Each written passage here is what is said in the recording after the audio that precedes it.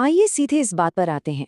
आज हम भारत के इतिहास के सबसे गहरे, सबसे उलझे हुए विवाद की पर्दे खोलने जा रहे हैं। बिना किसी पक्षपात के सिर्फ और सिर्फ सुप्रीम कोर्ट के पुराने दस्तावेजों, जमीन के नीचे के पुरातात्विक सर्वेक्षणों और ठोस ऐतिहासिक तथ्यों के जरिए एक गंभीर जांच की तरह हम ये समझने की कोशिश करेंगे कि सदियों पुराना ये टकराव आखिरकार कानून की चौखट पर कैसे सुलझा। अब जरा इस नंबर पर गौर कीजिए, 2.77। हैरत की बात है ना, एक ऐसा विवाद जिसने पूरे देश को हिलाकर रख दिया। उसका पूरा केंद्र अयोध्या की जमीन का सिर्फ एक छोटा सा टुकड़ा था, प्लॉट नंबर 583, सिर्फ 2.77 एकड़। जगह इतनी छोटी, लेकिन इसका इतिहास और इसका असर बहुत बहुत गहरा है। अध्याय 1, प्राचीन इतिहास और मुगल काल की शुरुआत। चलिए आगे बढ़ते हैं। इस छोटे से जमीन के टुकड़े की असल कहानी समझने के लिए हमें इतिहास के पन्नों को काफी पीछे पलटना होगा, बहुत पीछे। प्राचीन ग्रंथ इस जगह को सीधे कौशल राज्य और सम्राट विक्रमादित्य से जोड़ते हैं। सब कुछ ऐसे ही चलता रहा। फिर आता है साल 1528, एक बहुत बड़ा मोड़। मुगल दस्तावेज बताते हैं कि बाबर के कमांडर मीर बाकी ने ठीक इसी जगह पर बाबरी मस्जिद बनवाई थी। और बस यहीं से शुरू होता है वो ऐतिहासिक टकराव जिसने आगे चलकर देश की राजनीति तय की। ये जानकर शायद हैरानी हो कि सुप्रीम कोर्ट के पूरे 1445 पन्नों के फैसले में एक बहुत अहम सुराग छिपा है।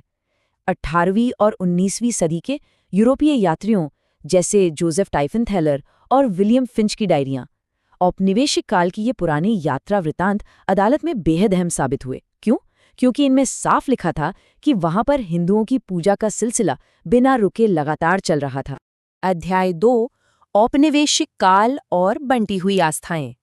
आइए 19वीं सदी में चलते हैं। 19वीं सदी आते आते धार्मिक तनाव बढ़ने लगा था। 1855 में वहां कुछ हिंसक झड़पें हुईं। तो अंग्रेजों ने क्या किया? उन्होंने इस विवाद को एक दीवार से सुलझाने की कोशिश की। उन्होंने बीच में 6-7 फीट ऊंची ग्रिल और ईंट की दीवार खड़ी कर दी। इस तरह उस विवादित जमीन को 2 हिस्सों में बांट दिया गया।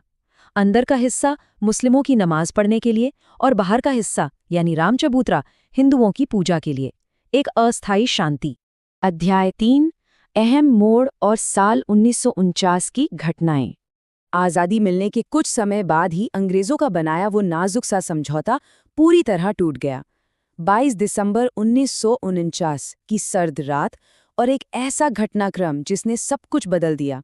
रातों रात मस्जिद के मुख्य गुंबद की ठीक नीचे रामलल्ला की मूर्तियां रखी गईं। सुन्नी वक्फ बोर्ड ने तुरंत एफआईआर दर्ज करवाई। तनाव इतना ज्यादा बढ़ गया कि दंगों की आशंका से सरकार को फौरन अंदर के गेट पर ताला जड़ना पड़ा। हालांकि बाहर के हिस्से में पूजा वैसे ही चलती रही। अब यहाँ एक बड़ा सवाल उठता है, क्या होता है जब दशकों की कानूनी सुस्ती अचानक एक बड़े राजनीतिक तूफान से टकराती है? गेट बंद थे, उधर अदालतों में मुकदमों का अंबार लग रहा था। सुन्नी वक्फ बोर्ड, निर्मोही अखाड़ा और खुद देवता रामलल्ला की तरफ से। ये कोई आम जमीन का विवाद नहीं रह गया था। ये अब अदालत के बंद कमरों से निकलकर भारत की राजनीतिक सड़कों पर आ चुका था। अध्याय 4, राजनीतिक उदय और 1992 का विध्वंस। 1980 के दशक तक ये मुद्दा एक विशाल राष्ट्रव्यापी रथ यात्रा और आंदोलन का रूप ले चुका था। माहौल पूरी तरह से गर्म था। राज्य सरकार ने सुप्रीम कोर्ट को सुरक्षा का पूरा भरोसा दिया था। लेकिन 6 दिसंबर 1992 को सब धरे का धरा रह गया। अयोध्या में 1.5 लाख से भी ज्यादा कारसेवक जमा हुए और देखते ही देखते बाबरी मस्जिद के ढांचे को पूरी तरह गिरा दिया गया। ये भारतीय इतिहास का एक ऐसा दिन था जिसने पूरे देश को झकझोर दिया। और इसका जो परिणाम हुआ वो बेहद दर्दनाक था। पूरे देश में भयानक दंगे भड़क उठे, जिनमें 2000 से भी ज्यादा लोगों ने अपनी जान गंवा दी। सरहद पार भी इसका असर दिखा। पाकिस्तान और बांग्लादेश में इसके जवाब में कई हिंदू मंदिरों को तोड़ दिया गया। उत्तर प्रदेश में तुरंत राष्ट्रपति शासन लगा दिया गया। और हालात और ना बिगड़े इसलिए 1993 में केंद्र सरकार ने उस विवादित जगह के आसपास की 67.7 एकड़ जमीन को अपने कब्जे में ले लिया। अध्याय 5, एएसआई सर्वे और वैज्ञानिक प्रमाण। चलिए फिर से अदालत के कमरों का रुख करते हैं। राजनीति से जब बात सिर्फ तबाही तक पहुंची तो मामला फिर से अदालतों के पास गया।